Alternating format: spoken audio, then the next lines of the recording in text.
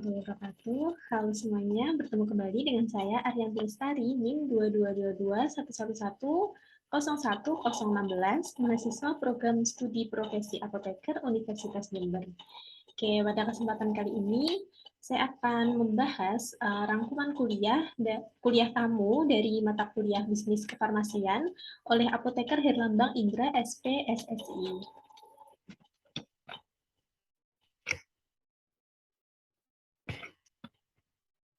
Baik, langsung saja pada kuliah tamu kali ini, apoteker Indra menyampaikan yang pertama yaitu mengenai hal apa saja yang harus disiapkan dalam membuka apotek. Nah, dalam membuka apotek yang pertama harus disiapkan adalah lokasi, di mana dalam menentukan lokasi harus mempertimbangkan hal-hal seperti data penduduk, tingkat sosial dan ekonomi, jumlah pesaing, aksesibilitas atau keterjangkauan. Lalu yang kedua ada modal, di mana modal ini terdiri dari dua jenis, yaitu modal diri sendiri dan modal dari kerjasama. Lalu yang ketiga ada sarana atau prasarana, di mana sarana atau prasarana ini meliputi bangunan, peralatan. Peralatan ini nanti bisa dilihat di undang-undang ya, lalu ada perlengkapan. Yang keempat ada analisis SWOT, di mana yang pertama adalah strength atau kekuatan.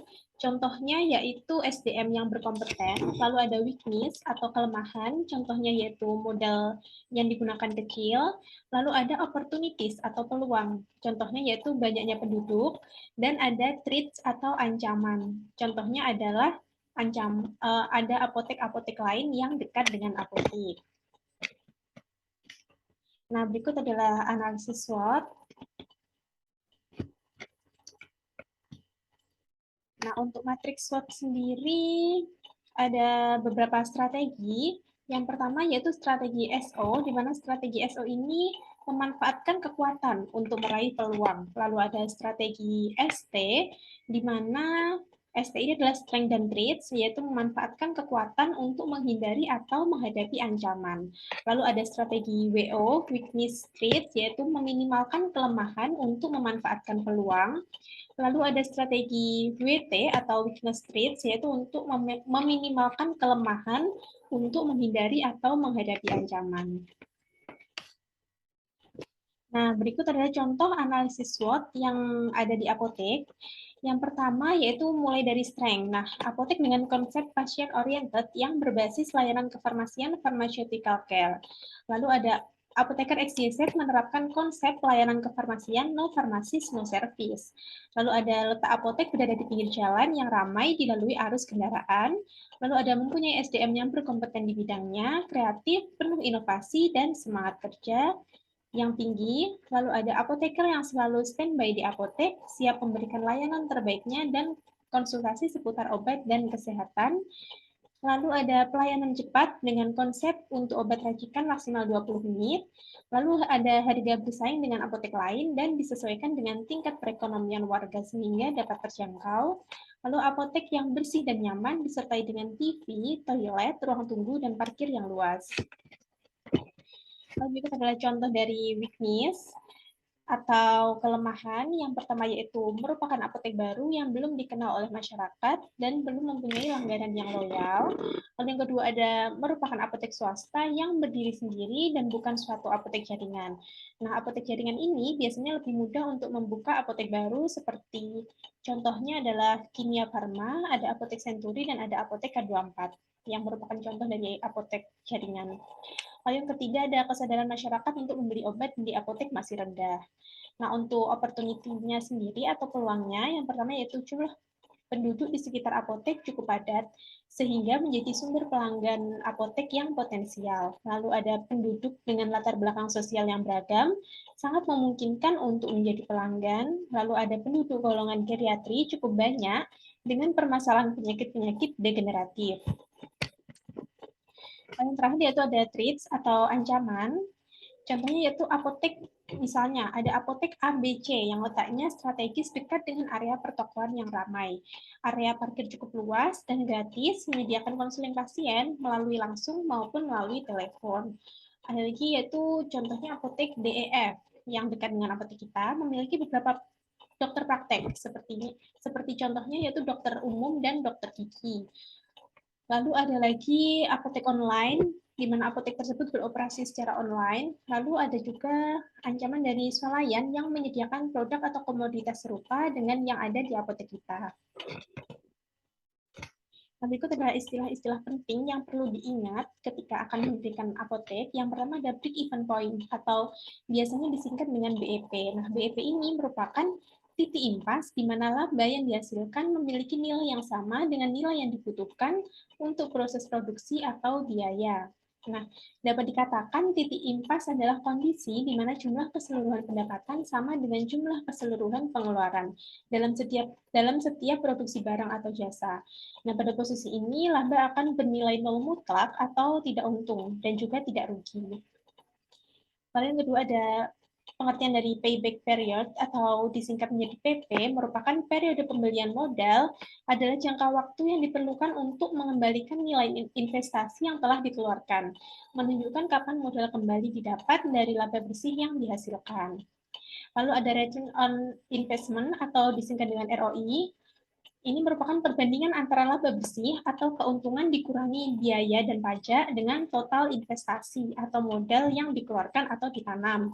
Nah, idealnya nilai ROI ini harus lebih besar dari bunga bank atau deposito. Nah, kapan sih usaha dikatakan layak untuk didirikan? Nah, usaha dikatakan layak untuk didirikan ini ketika usaha tersebut profitable atau menguntungkan. Usaha atau bisnis yang selalu memberikan hasil atau laba bersih yang bernilai besar dengan biaya yang lebih kecil daripada hasil, ini merupakan usaha yang profit, di mana dengan melakukan suap medikasi secara langsung kepada pasien, baik langsung atau maupun online, itu akan menghasilkan keuntungan. Nah, pengelolaan apotek saat pandemi yaitu dengan memanfaatkan teknologi. Nah, jadilah unik atau beda untuk membuat nilai tambah dan faktor kali. Apa sih nilai tambah dan faktor kali itu? Nilai tambah merupakan sesuatu yang berbeda dan membedakan dari yang lain, seperti dari harga, kelengkapan produk, bonus atau hadiah, keanggotaan, dan pelayanan.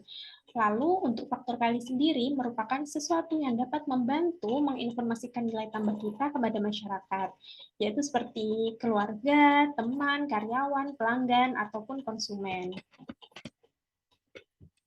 Nah, kalau untuk pelayanan sendiri, pelayanan merupakan nilai tambah yang paling sulit untuk ditiru, di mana pelayanan yang memuaskan akan membuat konsumen atau pelanggan kita juga akan semakin bertambah dan semakin loyal. Di mana konsumen atau pelanggan yang puas akan dengan sukarela menginformasikan kepada keluarga maupun teman-temannya.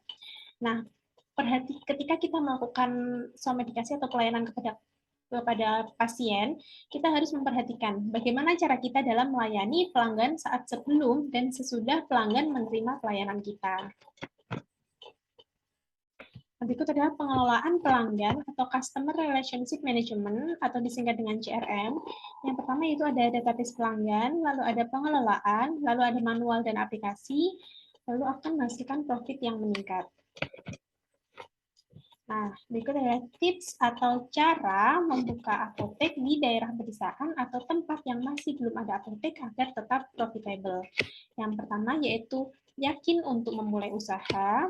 Yang kedua yaitu melakukan kerjasama dengan investor atau dengan pemilik kontrakan atau tempat sewa, di mana tempat kita akan dengan melakukan share profit atau omset ataupun modal, semisal 3% untuk pemilik tempat tersebut. Lalu kita juga bisa dengan membuka apotek dengan apoteker sendiri, tenaga yang cukup, semisalnya berdua. Lalu ada juga mengencarkan promosi dengan melakukan pendekatan dengan area sekitar. Lalu membakar uang di awal ketika membuka apotek, jadi persediaan barang-barang kita di apotek itu sudah lengkap. Jadi masyarakat percaya bahwa membeli di apotek ini sudah ada obat yang diinginkan oleh masyarakat. Lalu bisa juga membranding diri kita sebagai apoteker kepada masyarakat bahwa tujuan kita melayani masyarakat.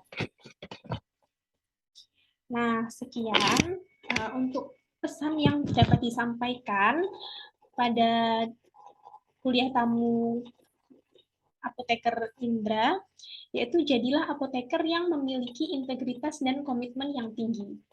Kita tidak akan pernah bisa menjadi yang terbaik dan sempurna, tetapi kita bisa selalu melakukan yang terbaik dengan sempurna. Sebaik-baik manusia adalah yang bermanfaat bagi sesama. Oke, sekian pemaparan ringkasan kuliah tamu dari saya. Apabila ada salah kata, mohon maaf. Wassalamualaikum warahmatullahi wabarakatuh.